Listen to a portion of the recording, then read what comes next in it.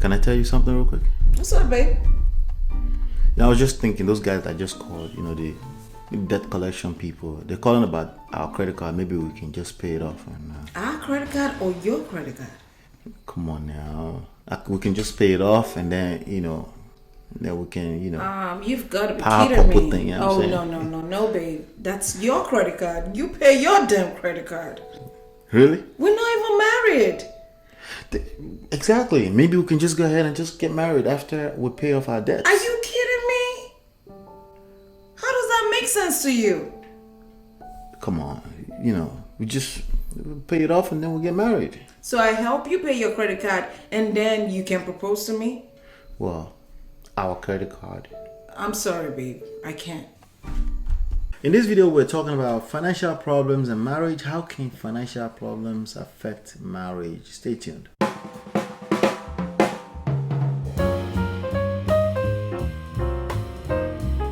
All right. Welcome back. Let's talk about money. Let's talk about money and marriage. Money. Financial problems, marriage. Isn't that number one thing that kills marriages? I think so. You know what? Instead of assuming, we can just Google it. It's either number one or number two. Number one cause of divorce. All right. So there's a quote that I put together by today. The number one way to prevent divorce. Did you see that quote? Yes. Is to don't use the word divorce. Avoid using the word divorce. And I mean that when you're in conversations, people start arguing, the first thing they go to is, I'm going to go fight for divorce. I was the first one that made a mistake here. Now you're planting the seed. Yeah. All right. So, number one cause is money. Money. All right. Number one cause of divorce is money. There's tons of articles out here on it. But we decided we wanted to talk about that. We do have a question with regards to that. Why is money a big problem in marriages, though? Money is important. Very important. So people don't even talk about their financial life a lot of time before they get married, right? Just like no, many they things. don't. Yeah. They really don't. I'm in love. You're in love. Yeah. Let's go get married. Yeah. And then reality kicks you in the butt. And the struggle starts. Yeah. Yeah. And then you can't take it no more. Yeah. And then also, I think, for a lot of them, it's not because money is not coming in. If money stops coming in, it can kill attraction. Let me talk about that first. Right. Okay. If money stops coming in a healthy way where the books are balanced, it can kill attraction. It's especially true if you're not working together on the finances. Especially if you're not working together. Yeah. So if you're working together on the finances, it can still kill attraction because it's a mental thing. It creates stress. If money is not coming in, it creates stress. And depending on the personality differences of the husband and the wife, it could be either, that will first shut down because, think about it. We couldn't pay our rent 2 weeks ago. One of them is not going to want to have sex. We don't like money in the bank.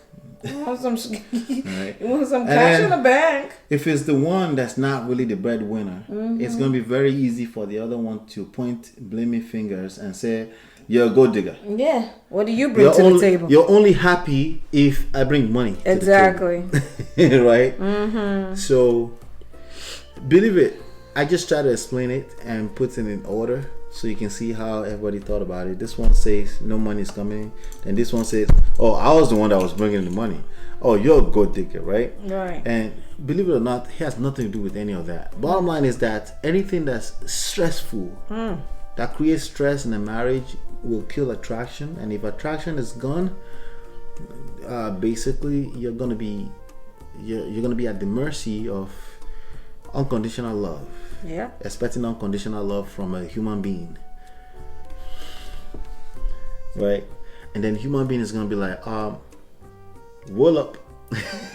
I am human. I am human. It's right? True. So that's one of the main reasons why I love number 2 core pillar, purpose.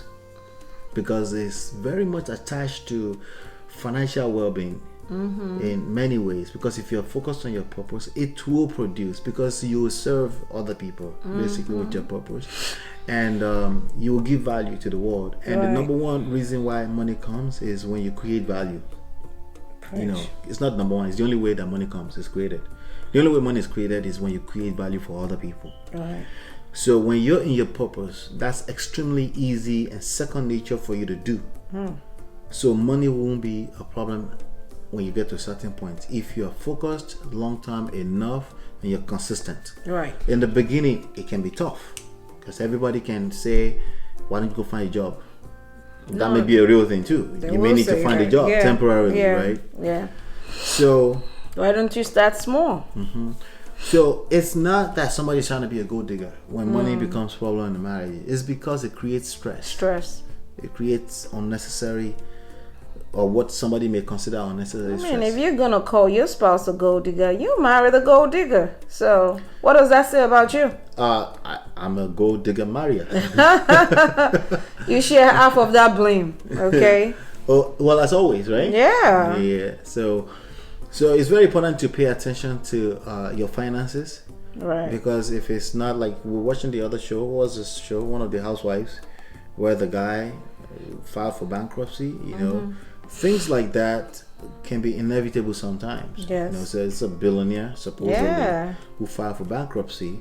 That doesn't mean they're going to be hungry, but their lifestyle is going to change. They're thinking at the level of billionaire. They have to downgrade from living in Potomac to living in a place in Virginia that's not Potomac, right? So that became a social issue too, because among the friends, they start talking, they start being in her ears, and then before you know it, she start acting it out at home. Yeah, because they're attached to the word Potomac. Right. That's where you're supposed to be if you're a millionaire. Right. Well, so if my wife had friends like that, right, I'm also responsible to diffuse that when she brings that kind of energy home, because she may not be strong enough in the moment. She may bring that kind of energy home. She may not even know. A lot of time we're annoyed, pissed off, we don't know why, and it's just the hormones, the chemicals. It's, you know, we're imbalance. just it's just what it is, you know. And you're responsible for how you react to that. Right. You know, so you're not responsible for our actions. Your reactions is your action. You're responsible for that. So there's all kind of way. Money is a daily thing in our lives. Yes. Like it's something we have to count every day. When you eat lunch at work, you have to control. You may say you like eating that lunch. I may say stop eating lunch $13 every day. Yep. That's we need a budget in our pocket. Yep. And you may be like, I can't eat no $10 lunch anymore. Like, you know, you may feel that way. And now I need to find we need to find a common ground where she wants her $10 lunch. Let her have that. You know, as a matter of fact, let her have that $10, okay? Because it's peace of mind for you, and it's peace of mind for her. I mean, that's if you can afford it. What if you can't afford it? Let's say you can't afford it, right? Let's say you can't afford $10, and we're like, then I'm gonna put you in the responsibility of our money. That's right. That's another reverse psychology way of doing it. Because when she's looking at the account and she's making all the, you know, she's like, okay, because here's this is not making sense. I'm spending $10 on lunch every afternoon when I could be making a meal less than $5 to take to work. Yeah. Trust me. Yeah. She's gonna snap back. Yeah. Because you know one funny way that God works sometimes. I may just give you that responsibility. You may find another creative way that I couldn't find to extract 3 times that money out, and she will still be able to eat a $10 lunch. She will extract $30 from somewhere else because she managed it so good, and she's like, I knew better. And there's a lot of time that women versus men will be more powerful like that just because you gave them that responsibility. Yes. So it's a lot of wisdom that went into what I just said. If you got it, kudos to you. Okay, but what I'm saying is not about the money. It's about the whole attachment thing. If you're attached to your money, right? To not the money, but to the management of it, right? Right. If you're attached to that, first of all, you can't grow. Not just in marriage, you can't grow in business either. You have to know how to delegate. Right. So the delegation of the counting of the money and management of the money may just be the simple thing you need to really have her to say, you know what, it's true, we can't afford that $10. As a matter of fact, not only can we not afford that $10, babe, we need to find a way to be in the same car to work, since we're on the same route every day, instead of burning gas on the two cars. She will come up with that just because Okay. you made it her idea. Right. I mean, for example, you travel out of town for work most of the time. Right. I work not too far from the home. Right. And we have two cars. Why do we have two cars? Right. Makes absolutely no sense. Right. We scrap one car, we use one car. But that's something we agreed to. The problem That's comes something when we had to agree. Right. Like, come on, this is not so making sense. let's say I said I want a car, which I did at one point. Right. You're paying insurance on that Right. car, and you're not even driving the car. Right. Like, it's not making any sense. I had to get burnt before I realized that wasn't a productive situation, right? But she was patient enough to let me get burnt. Okay. So now the patience, not everybody has that. That's another reason why you can't compare yourself to everybody, right? But what you can know is that either you're the husband or the wife. If you're listening to me and you heard the word patience, that means you have the ability to practice patience. Yes, we all do. And that means God has made you the leader in that arena. Right. That part of your marriage. You need to be patient and you need to have conversations. Conversations means you listen to each other, right? On what's a common goal. If you don't have a common goal, right? Like for example, my wife and I, it's a common goal. When we're trying to get to save $100,000, it's a common goal. When we're trying to build beyond that, it's a common goal. Yep. When we're trying, it's a common goal. Even though we have our own purpose, separate, but that purpose needs to align with the common purpose. Yep. Right? These are conversations that needs to be had, but don't be anal. Don't be uptight when you're having these conversations. No. The way her and I have it is when we are frying akara in the kitchen. Is at the kitchen countertop when we're just talking about other things, other political issues that is going on and stuff like that. Right. We don't say, hey, we need to talk. Oh no! Oh Lord! You already know how I feel about that. I'm like, what? No, we need to talk. Oh Lord! Right? It needs to be done. You need to make sure it's done, but make sure that you keep a light-headed, fun environment, ambience in the room. Because if you don't do that, it will create what you're trying to avoid, which is stress, pressure, and that kills attraction. Because that's the main thing that really holds your marriage together, besides God, your personal purpose, and your self-sustainability. Okay, you bring something to the table that creates attraction, but attraction is a byproduct of doing all that, right? But if you're just, again, being uptight, it's a sign that you're attached to some kind of outcome, and you're gonna put that on the other person, and they're gonna stress out and they're gonna react. They're not gonna know why they're reacting, but they are in fact reacting. You're gonna overreact to it, and then you create arguments, right? Yeah. You create the energy that you in fact don't want. So you need to pay attention to all of that. Okay, once you practice makes perfect, right? It becomes a part of who you are. You start paying attention to that. So we have this one question, short question, in regards to finance. It says, I'm not married, I'm a single parent, but my boyfriend wants to combine finances. Like, why? Do they live together or something? Okay, let's see. It says we can get married after we're debt free. I'm very hesitant. Any advice? I mean, combined finances, do they live together? No. Because if they live No mention of together, that. then I can understand, bills need to be paid. Right. But if you don't live together, I don't think it's a wise idea to combine finances. I really don't. Yeah, like why? Why? It's one of those things that make me say, why? And why are you so anal about that again? Attachments? Neediness? That's a straight up no. Clinginess? you're already having questions about it. That's killing attraction, clearly. That's gonna cause trouble. If he's doing that before you guys are married, it's gonna be worse. Yeah, it is. It is. So, and then he said we can get married after we're debt free. Seems like he doesn't want to get married to me, cause that's a condition. Yeah. It's a condition. You like me or you don't like me? Exactly. No. Because we could go to Vegas and just get married. We can actually go to the court and just be married. Right. Just like that. There you don't need a big fancy party. Contrary to most people's beliefs, there are marriages that were done in the Vegas temple that actually lasted years upon years upon years. You know? So people make absolute statement like that kind of marriage can last. It's not gonna last. Who? And the ones you spend $100 million on don't break up. Exactly. Oh please. Like says Come who? on. But here's what let me put a proper spin on this. Okay, right.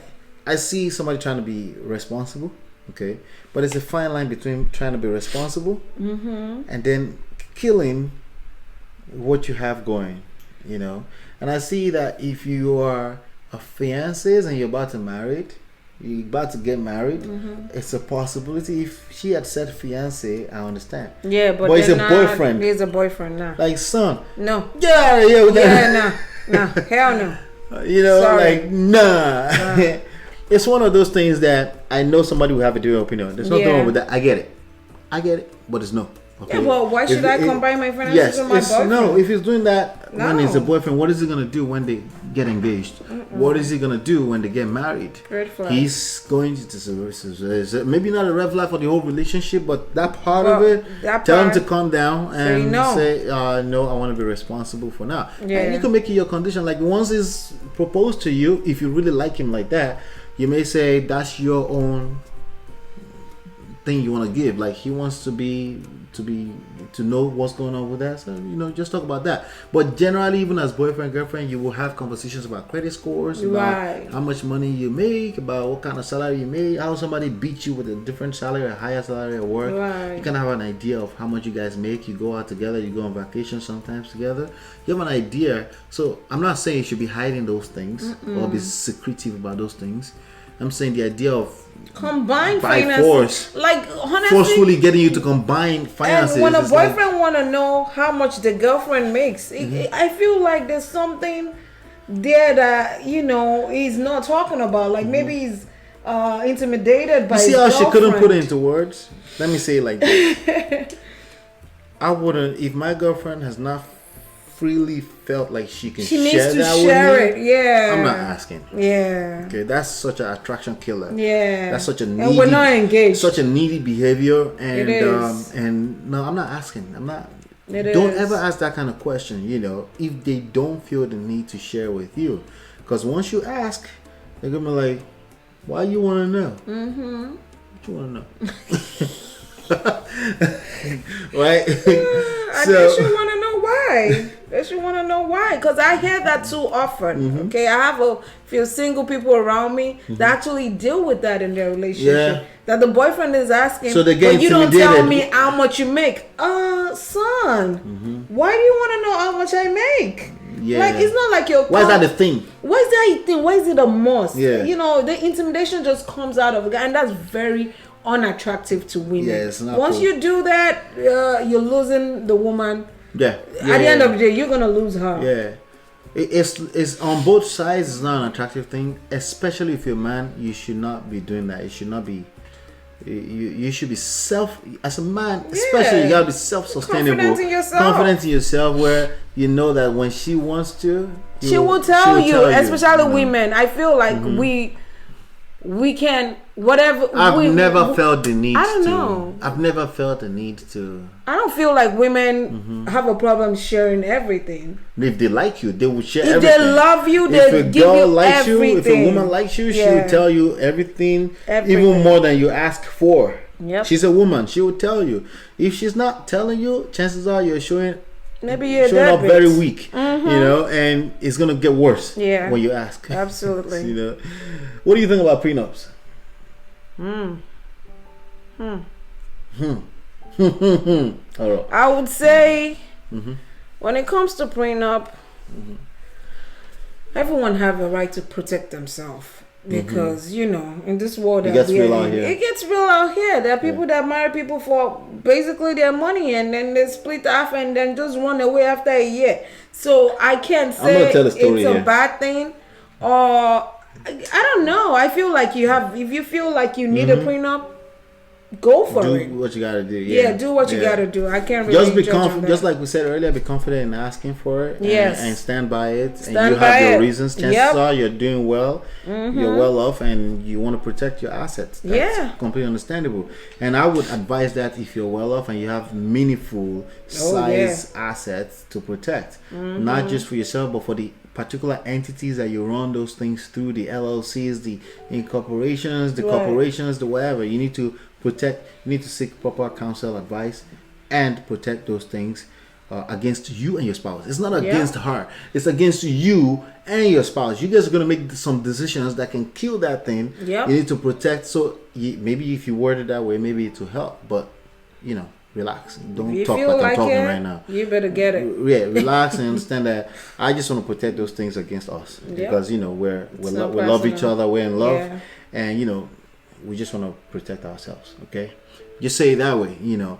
I was going to tell a story. This, when you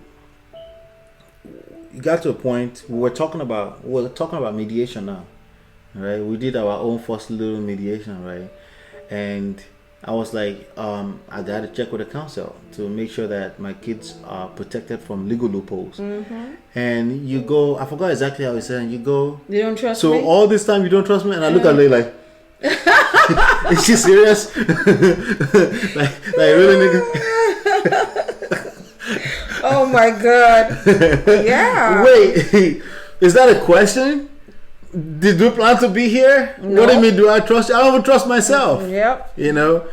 You get the point? Is like, it's not about trust, really. Yeah, it's not. We're human beings. We can change our mind. We can, you know. That's why we make our first core pillar God. Yes. God, because we can change our minds, and that should be okay. Life is short. No one is holy. Holier than thou. No one is holier than Jesus. No.